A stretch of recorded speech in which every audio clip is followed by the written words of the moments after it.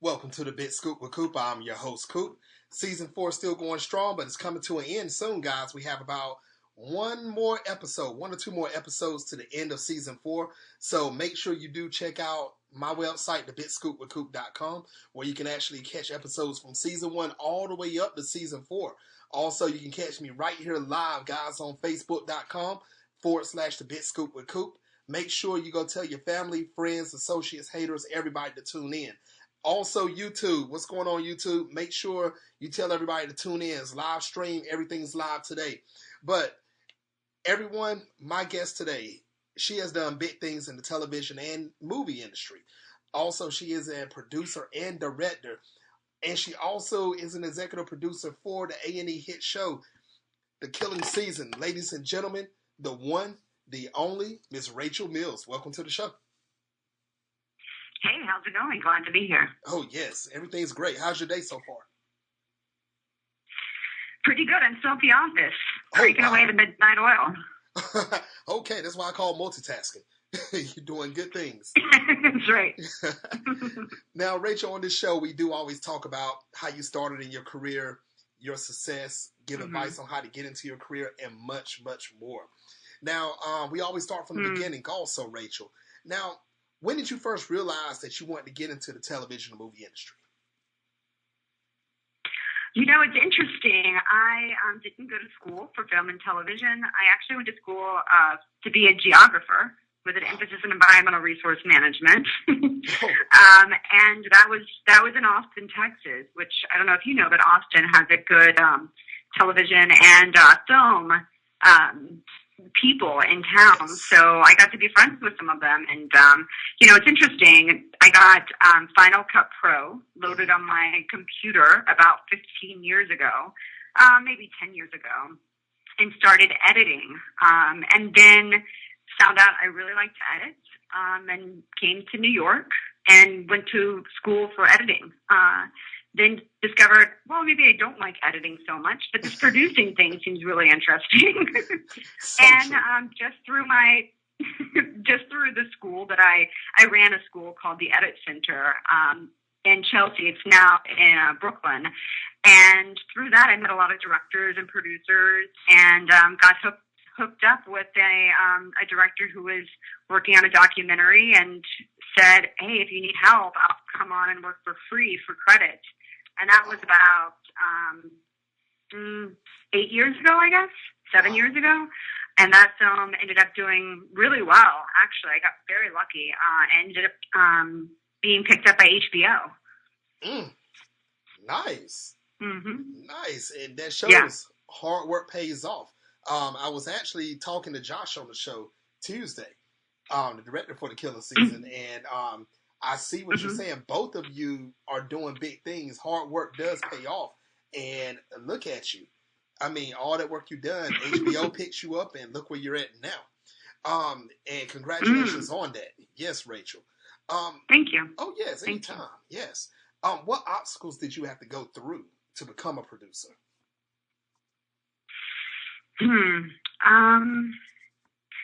I would say that working for no money for a little bit is something that I think a lot of people go through in this industry. It's not the most ideal, but I think if you're smart and you pick a good project and you know that, like you said, if you work really hard, you'll reap the benefits from it. So the obstacle for me was to be able to, rub together two pennies for a couple of years and work on, other projects for pay that maybe I didn't feel so passionately about.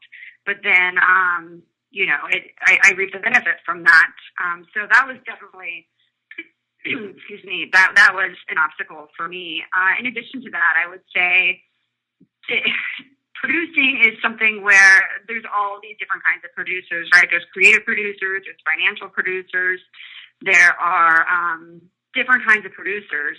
When you see someone's credit as producer, you may not know how they got that credit. It's not so cut and dry as it is if you're a director of photography. If you're a director of photography, you know that you know how to operate a camera, and that you were responsible for the look of the film. We used to love the look of the film. So producing is wearing a lot of different hats. And I consider myself a creative producer.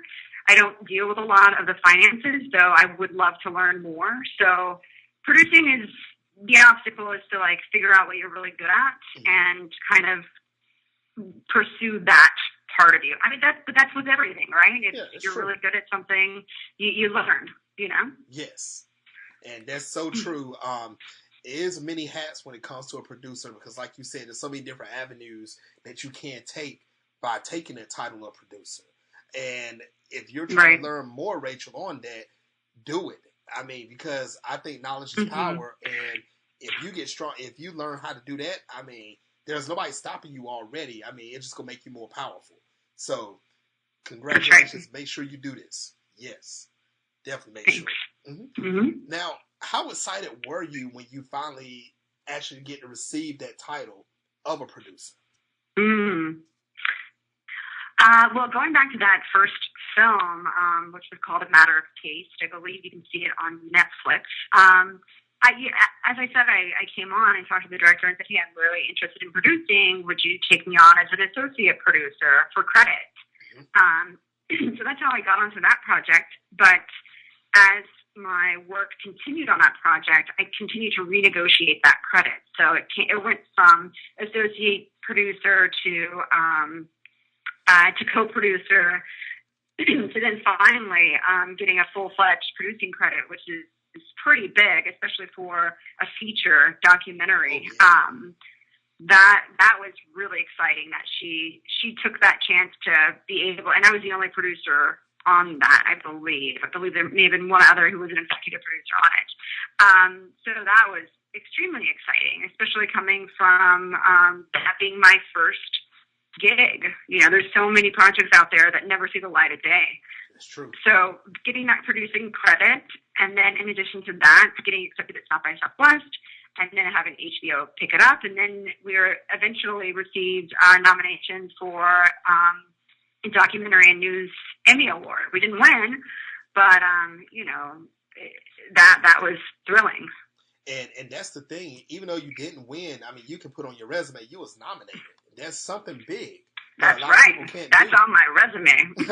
There you go. That's right. Yes. That's something I think that a lot of people actually strive to do.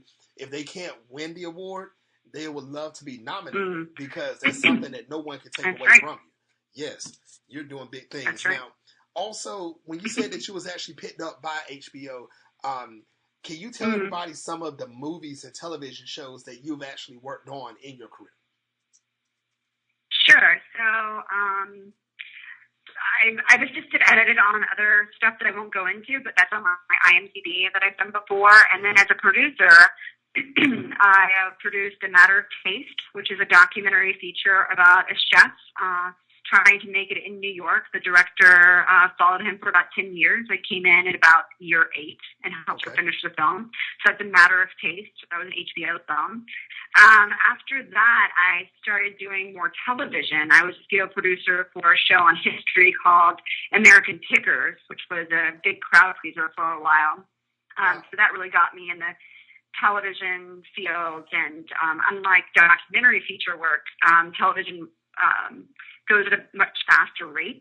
So that was a very big learning experience to create television content at a rate that they're used to because, you know, as everyone knows, it's usually, you know, you have one episode a week come out. So the calendar for doing that and, you know, just being in the field, it's it's a faster process.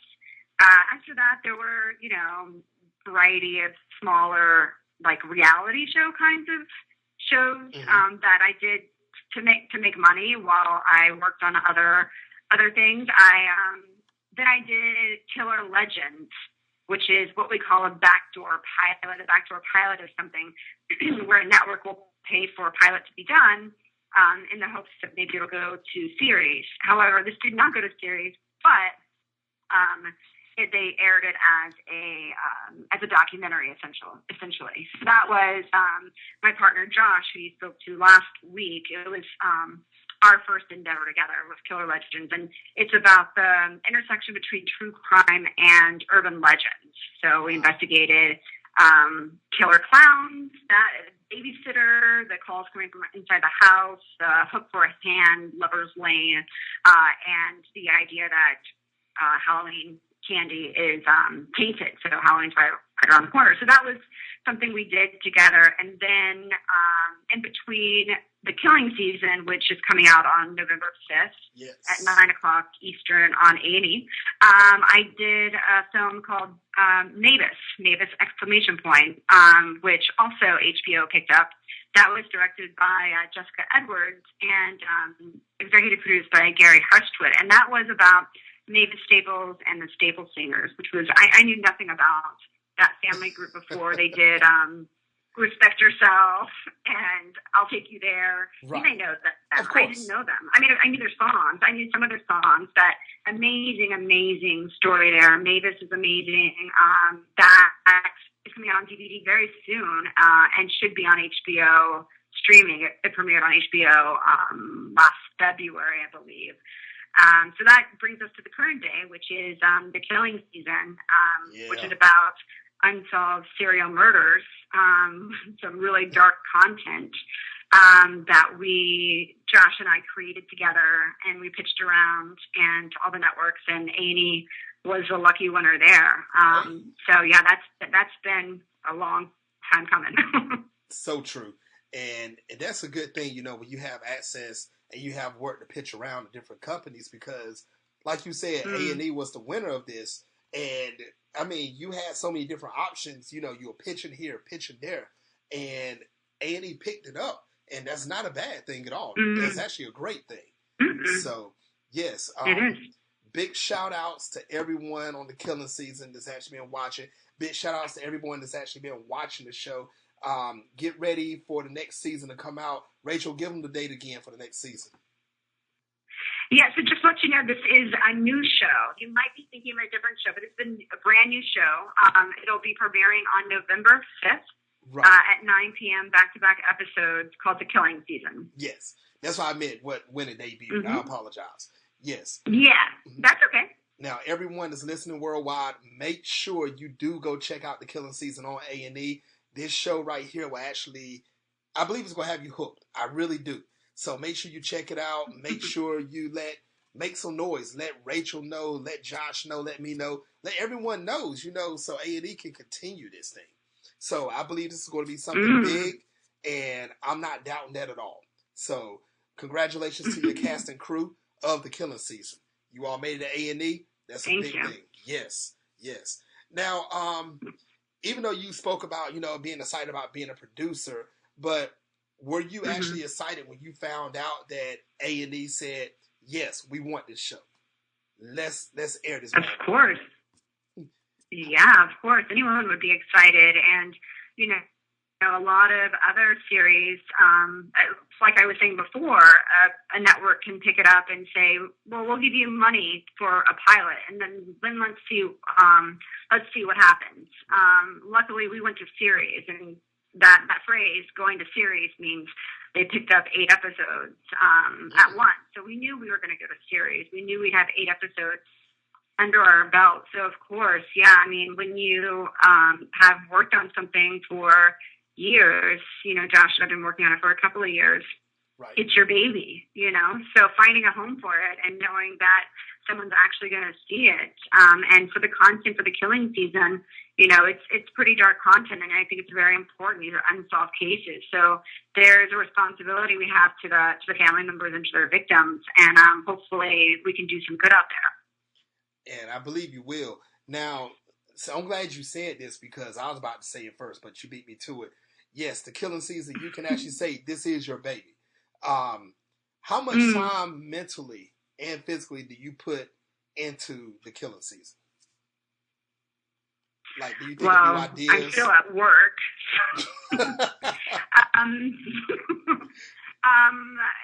Pretty much almost 24 hours a day, almost for the past 2 years.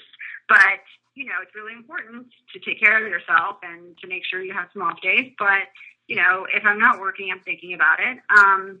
But, production is difficult.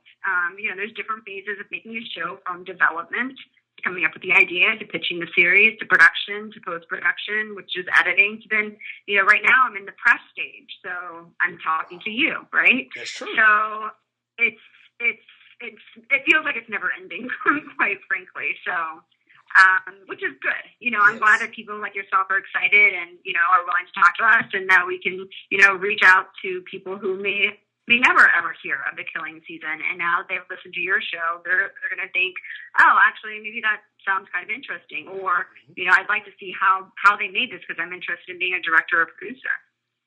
Exactly. And Rachel, I want to give one more big shout out to everyone on the Killing season. Big shout outs to you. Big shout outs to Josh. I mean, you guys, like you said, you're still at work right now, and this show is about to drop soon, and I believe, beyond season 1, I mean, hey, Rachel, I hope you make it to season 100. That's what I hope for, because I believe that this show, like I said, is going to make a killing, because we need something new on television that's going to actually give us a different turn. And, seeing this come out, and A&E has their fans by itself, just the channel. So with you coming on board, of course, that's going to make it grow. It's going to make A&E grow, and it's going to make you grow, and Josh grow, and the whole show itself. So continue. Please continue this. I hope it doesn't stop. I really don't. Whenever Thank you. Coming out, Thank you. Well, from your lips to God's ears. Hey, there you go. Exactly. Now, being part of the Killing season, let's just say season 1 has finished right now. Okay, we're just pretending right now. So let's say you're on the show again, and I will ask you this question. It's going to be a futuristic question. How exciting is it being behind the scenes of the Killing season? I don't know that, sure, there's a certain amount of excitement. It's exhausting to be behind the camera, but as you may know, it's, both Josh and I are behind the camera and in front of the camera. So, we're responsible for the content. Luckily, we have a good director of photography and supportive staff, in the field. But, it's super exciting to have worked on something, and it's only ever existed really in your head, and then you're out there in the field actually making it. That's very exciting. But again, it's very exhausting. Production is some of the hardest work I think that's out there in this field. You're in an environment that you're not used to. You're in the middle of America somewhere. You're in a Holiday Inn Express, eating like powdered eggs, and trying to make some good, imaginative, creative work that you hope will make a difference. So it is definitely exciting, but that's probably some of the most that's part of the most exhaustive part of the process as well. And I definitely believe that you're putting your time and energy in this, and you want something to come out good out of it. But like we said at the beginning of the show, Rachel, hard work does pay off. Regardless of what anyone says, it does pay off. So with you eating those powdered eggs, trust me, it's going to pay off at the end. It definitely is. Oh boy.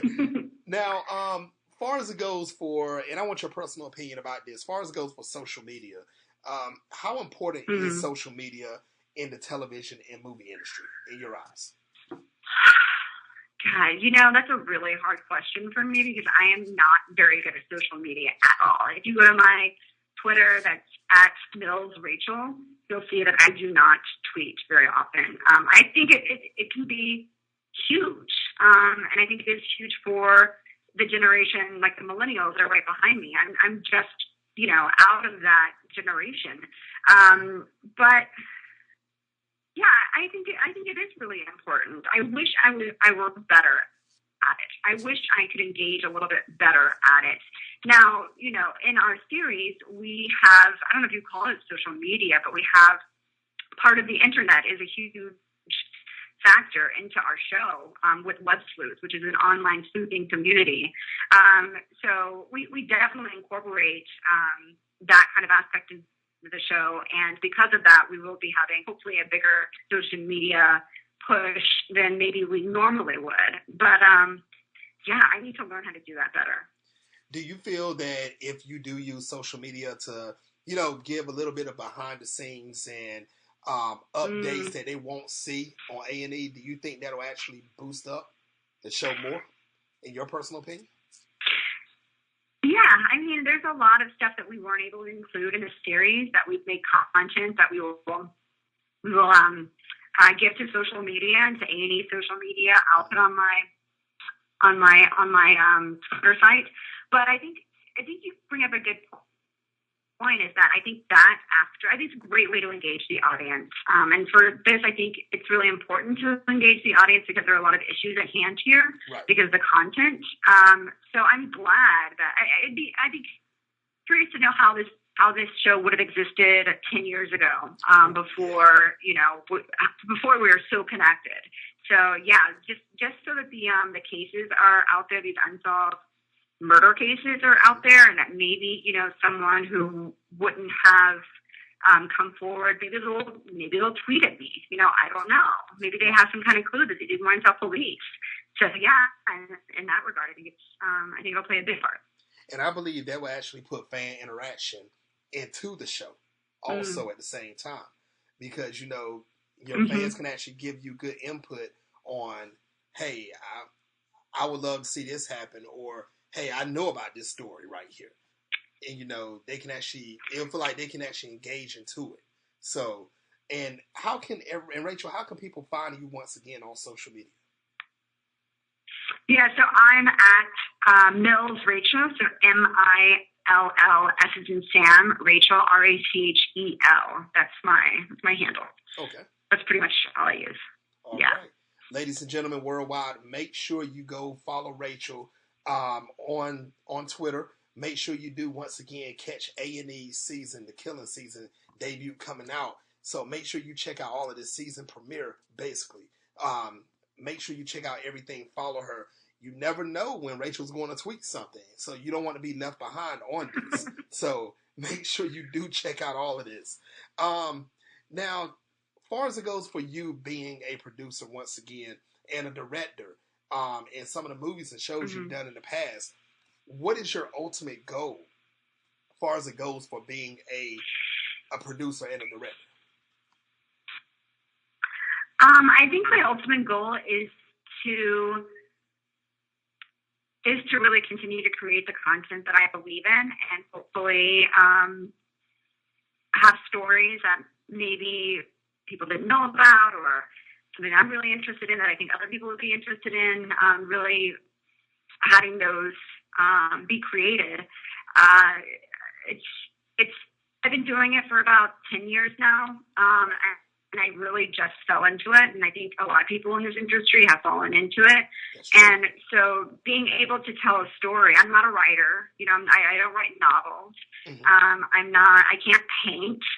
I can't sculpt, but, through trial and error, I know how to make television and documentaries.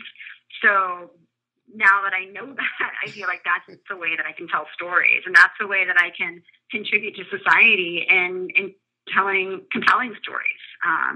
So hopefully I've been lucky to now. So hopefully I will continue to be lucky, and people will want to see the content that I helped to create with some other great filmmakers. Well, no doubt about that. Like I said, people that's listening worldwide, I believe that you're about to have a new set of fans, and also your existing fans is actually watching this now and have seen some of your footage from the past all the way up to what's about to come out, the Killing season. I mean, I don't see nothing but growth for you. So this is something big. Yes, definitely big. Now, Rachel, I know you're a busy woman. You're still at work. You're multitasking, doing the show, and mentally thinking about the Killing season, and physically doing things at work also. So I'm not going to hold you up much longer, but what advice would you give any male or female that would like to become a producer or a director in the television or movie industry? Gosh, that's a really great question. I would say find what you really love. If you want, I mean, all I can say is from a documentary standpoint. So not a narrative, not feature films, but documentary features and docuseries television. I would say figure out what you really like. I think that's so important because if you don't like it, you're not going to do very well. So I would say figure out those shows that you like, those films that you like, and you know something that I do? I still do this to this day. Some of my favorite films, I go to IMDb and I look at all the credits, not just the producers. I look at the directors, I look at the photographers, I look at the set design, I look at the editors, I look at everyone, and start to really understand who's making the content that I really like.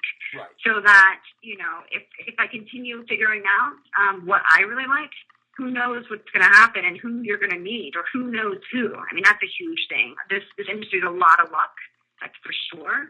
It's a lot of who you know, right. And it's a lot of knowing who those people are who you really do admire, from, the editors, who are a huge part of documentary filmmaking, to the directors of photography. If you want to be a producer, you need to know who's creating that content out there, and who is who you feel a kinship with creatively. So I spend a lot of time on IMDb. I spend a lot of time watching, television.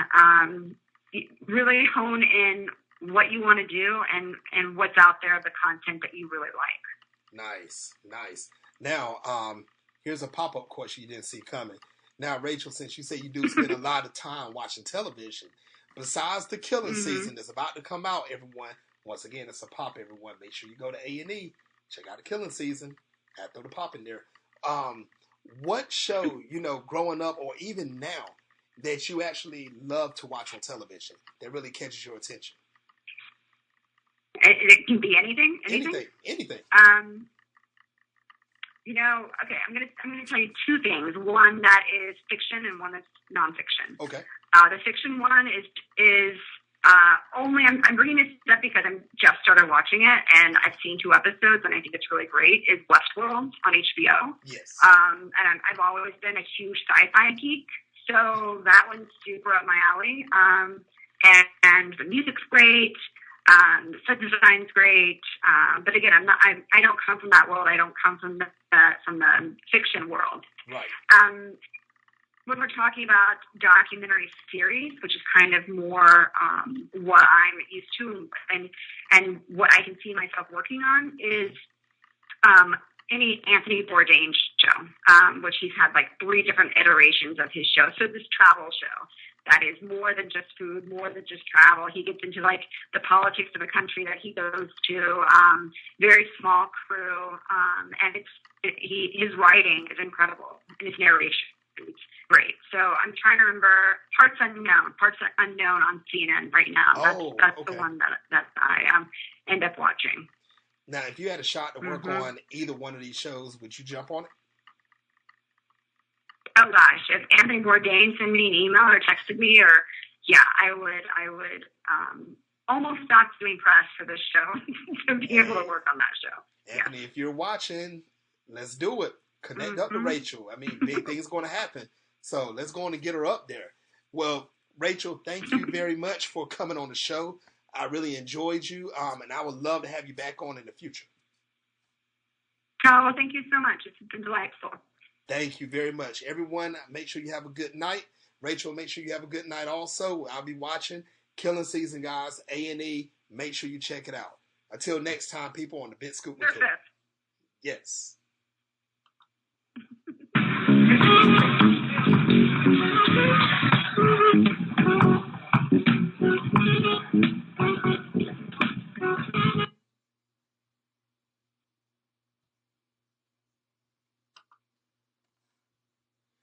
Thank you for using Blog Talk Radio. All right. YouTube, Facebook, what is going on, people? Thank you for tuning in to the show. Also, guys, make sure in this comments, thank you, Tuan. What's going on, Miss Joanne Tyson? Thank you. I'm glad you're up there. What's up, Wanda? What's going on, Casey Liz? Make sure, guys, in this comment section, if you scroll up, you should see a subscribe button. Make sure you hit that button, subscribe. What that's going to do is going to make sure whenever I come on live at any time from this page to Bit Scoop with Coop, it will actually get you a notification that I'm on.